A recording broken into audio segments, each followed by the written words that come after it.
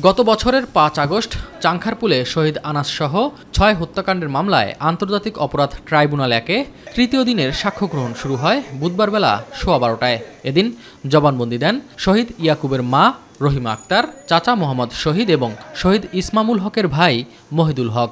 বিচারপতি গোলাম মুর্তুজা মজুমদারের নেতৃত্বে ৩ সদস্যের ট্রাইব্যুনালে এই মামলায় এখন পর্যন্ত ৬ জনের জবানবন্দি রেকর্ড করা হয়। সাক্ষী আমাদের বলেছেন, প্রত্যক্ষদর্শী তিনি বলেছেন যারা গুলি করছিলেন তারা হিন্দি ভাষায় কথা বলছিলেন একজন, এবং কি শব্দ সেটাও বলেছেন, এবং এটা ডিফেন্স পক্ষ চ্যালেঞ্জ করেছেন, কিন্তু উনি সরাসরি উত্তর দিয়েছেন না আমি শুনেছি, ইধারাও শব্দ প্রয়োগ করেছেন। সাক্ষী একটা কথা বলেছেন, চুলচেরা বিশ্লেষণ আয়ও সাক্ষী হওয়ার পরে যখন আর্গুমেন্ট হবে তখন বলবেন। জবানবন্দির সময় সাক্ষীকে প্ররোচিত করার অভিযোগ করেন আসামিপক্ষ। টাইপ হয়ে অলরেডি লেখা হয়ে গেছে, ফুল স্টপও দেওয়া হয়ে গেছে। তখন পিছন থেকে প্রসিকিউশনের একজন সাইড দিয়ে উনি বলতেছে যে একজনের নাম বাদ পড়েছে, নামটা বলেন।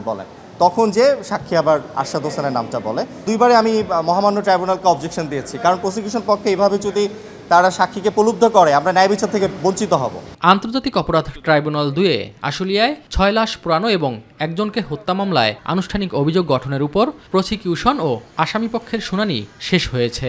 এ বিষয়ে আদেশের জন্য ২১ আগস্ট দিন ধার্য করেন বিচারপতি নজরুল ইসলাম চৌধুরীর নেতৃত্বে ৩ সদস্যের ট্রাইব্যুনাল।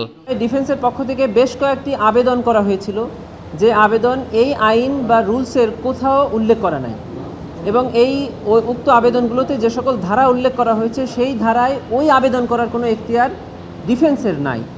এরকম কিছু আবেদনের প্রেক্ষিতে ট্রাইব্যুনাল বলেছেন যে এই ট্রাইব্যুনালের মামলা বিলম্বিত করার ক্ষেত্রে যে কোনো ধরনের পদক্ষেপ যদি কেউ নিয়ে থাকে তা ট্রাইব্যুনাল এই আইন অনুযায়ী বাধা দিবেন এবং কাউকে এ ধরনের কোনো সুযোগ দিবেন না।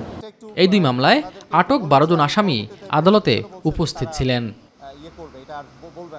এস এম আরিফ, মাই টিভি, ঢাকা।